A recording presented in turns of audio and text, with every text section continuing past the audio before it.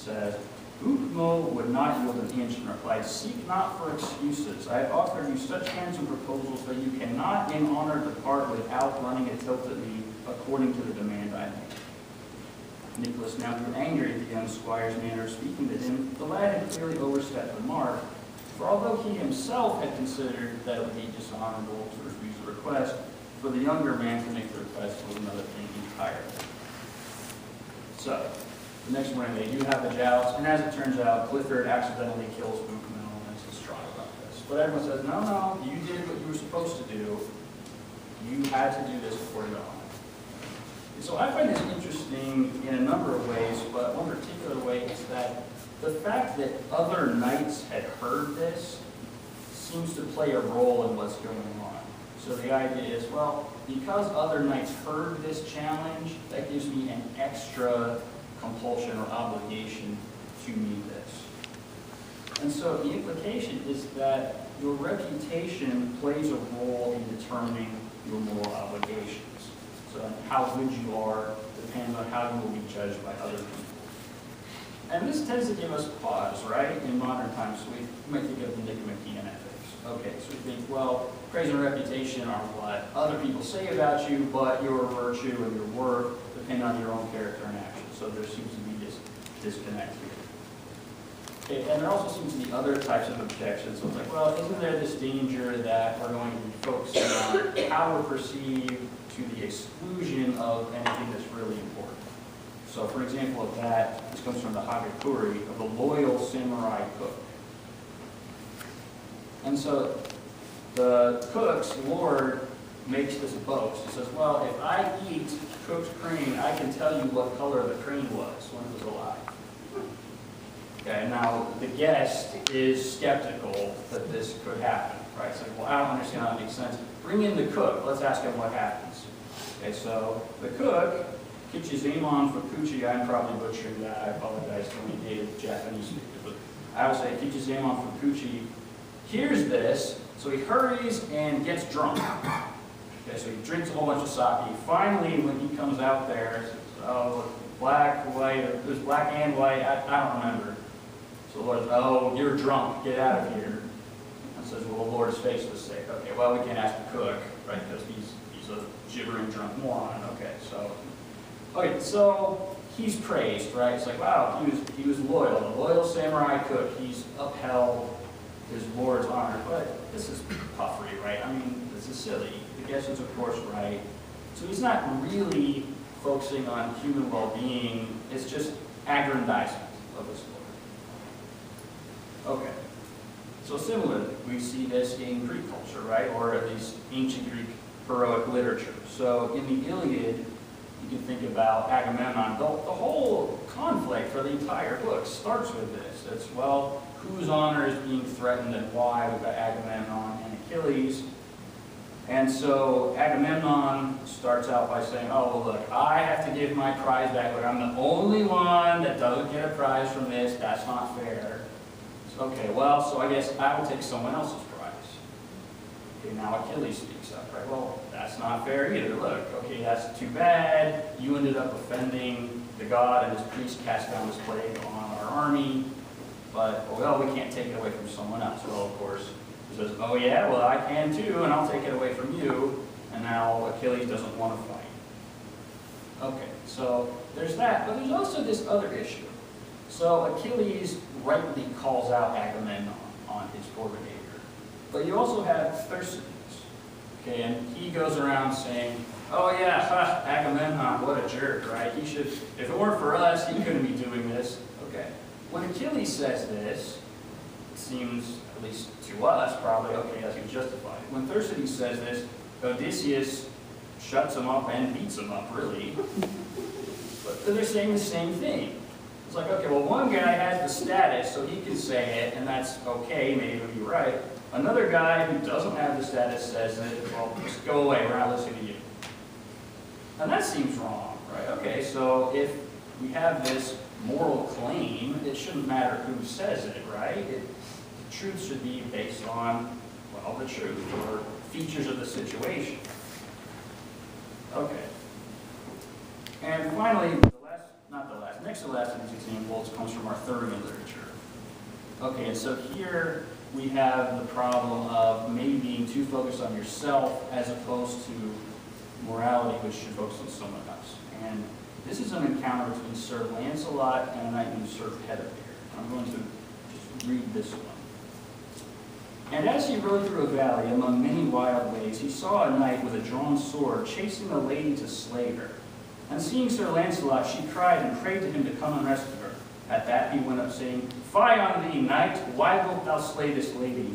Thou doest shame to thyself and to all knights. What hast thou to do between me and my wife? Replied the knight. I will slay her in spite of thee. Thou shalt not harm her, said Sir Lancelot, till we have first fought together.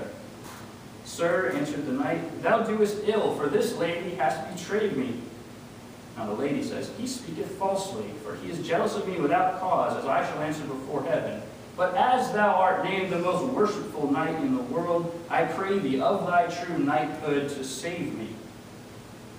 Lancelot says, Be of good cheer, it shall not lie within his power to harm thee. And so, begrudgingly, the other knight agrees to this, so they ride on for a while. But then, the knight cried out suddenly to Sir Lancelot to turn and see what men they were that rode after them. So Lancelot turns around, and with one great stroke, the other knight smote off his lady's head. So now, here's Lancelot's reaction. Thou traitor, thou hast shamed me forever. Okay, well, first three. Yeah, that's what he says. Thou traitor, thou hast shamed me forever. So, okay. So, yeah, the knight gets sent to Camelot to do penance and becomes a hermit. Okay, he does get punished, but we would want him to say, how could you? You killed an innocent woman. Or, even if she's not innocent, how could you? You killed this woman. But, no, he says, thou hast shamed me forever. So, this seems to be problematic. Okay, so we've got this situation where honor seems like it's focusing the attention on me and my status and what other people think of me, and what happens to other people is maybe a secondary concern. Okay. The last example I want to talk about with this comes from the most recent, well, sort of, war in Iraq. And he had, well, you all remember the weapons of mass destruction. Okay, who could forget the weapons of mass destruction, which unfortunately were never found? Okay, so how do we react to this, right? So one answer is, okay, well, President Bush lied. He wanted to go to war, so he made up this WMD story. Okay, but that may not be that plausible, really. So here, a writer named James Bowman gives an alternate interpretation that has to do with a sense of honor. She says, well, that doesn't really make sense, because if that were true, Bush would have been telling a lie that he was going to ensure was about to be discovered. So if he knew from the outset that there weren't any WMDs, and then they go in and don't find any, well, that's kind of a dumb thing to do. You're going to be found out. So Bowman says, well, okay, let's say this was sincere then. Why did this belief persist?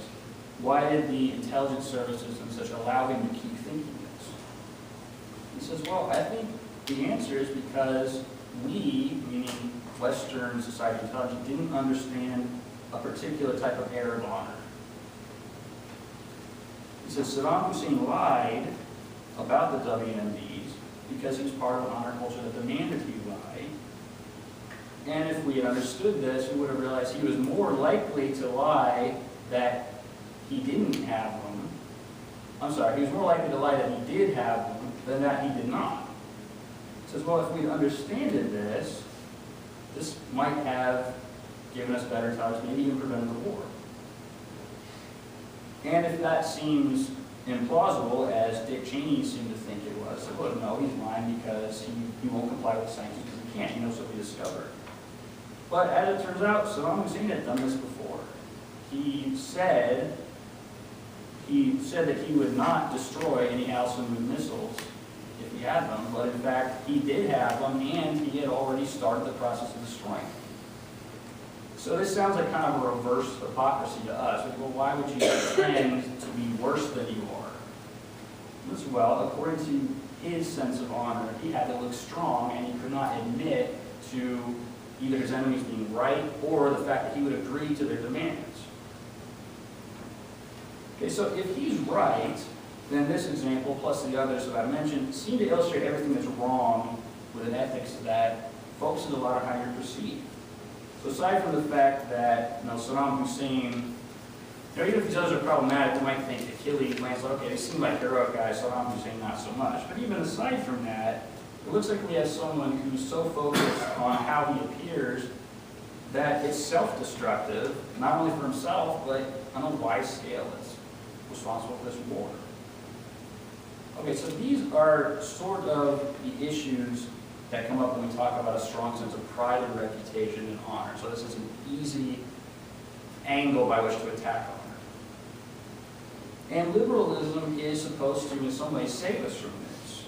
So we think, okay, honor, that's that old thing from history. We're modern now. We're not going to have that anymore. So instead of this highly stratified society and this concern with prestige, status, or whatever, we're going to have individual autonomy, equality. We're going to separate public and private interests. Okay, so instead of all this honor stuff, which leads to all these problems, we're going to have peace, rights for all, freedom of choice, etc. Okay, good, right? Well, not necessarily. There's still a number of problems. So I want to briefly discuss some of the issues with this kind of liberal conception, and then I want to focus on why what seem to be these sort of insurmountable challenges to honor based on these problems of perception aren't necessarily as problematic as they seem. So I want to sketch an understanding of honor which avoids that and actually helps to get us past some of the difficulties in political liberalism. Okay, so to start, liberalism explicitly tries to provide an environment where multiple ways of life can flourish, but that being said, it's intrinsically at odds with that claim in some ways. So because overtly committed to neutrality and tolerance, this can lead to both relativism and also, in a strange sense, an exclusion of certain kinds of values. So if we attempt to justify or derive liberalism from pluralism, the problem is that we have to basically violate the premise of pluralism. Because we're assuming that there's some values, in liberalism's case, autonomy, equality, and such, that are primary over others and can help to rank order the other ones. So from the outset, we're not really plural in the sense that we have this multiplicity of values and we can't adjudicate between them. Liberalism is committed to a system of adjudication from the start. So we'll know, here are these values, and we can be plural kind of under that umbrella. Okay, and even beyond this point, there's a sense in which certain types of value systems get excluded from the outset. And this example comes from Whelan and Vine Wittgenstein. I'm probably again butchering some pronunciations. I apologize for that. And they call this a sympathetic investigation of what political liberalism should require. Okay, and so part of this is that sectarian views, so your personal, moral, philosophical, religious type of views, don't come into play in your political deliberations. So if I want to deliberate in the public sphere about things which have to affect everybody, I can't use anything that someone else would not reasonably accept if they didn't start from my background. So here's an example. They talk about someone named Sarah, and she opposes abortions on the basis that she believes ensoulment takes place at conception.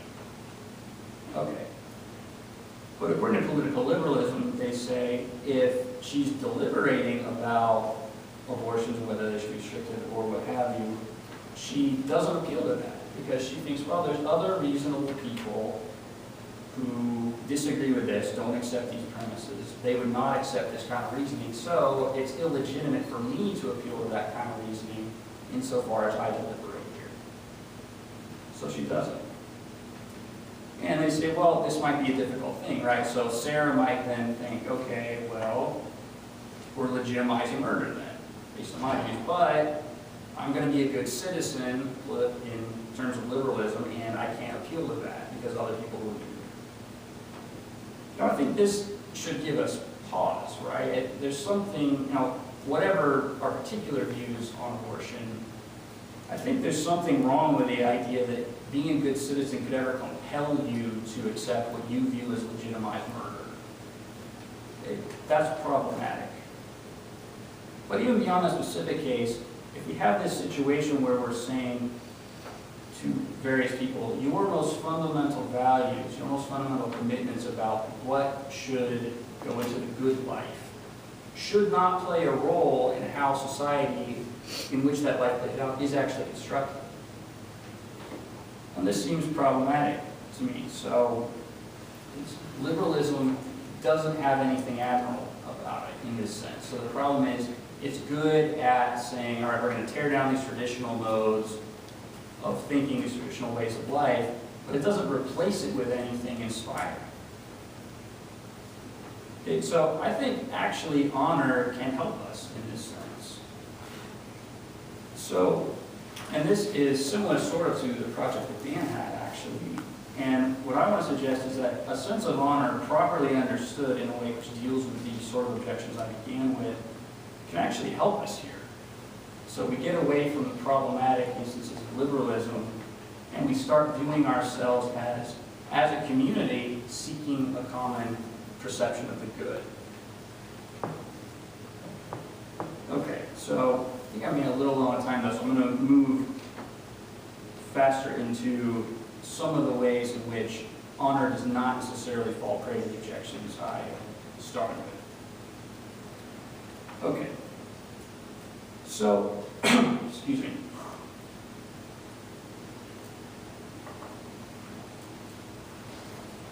If we think about what happens in the Greek army,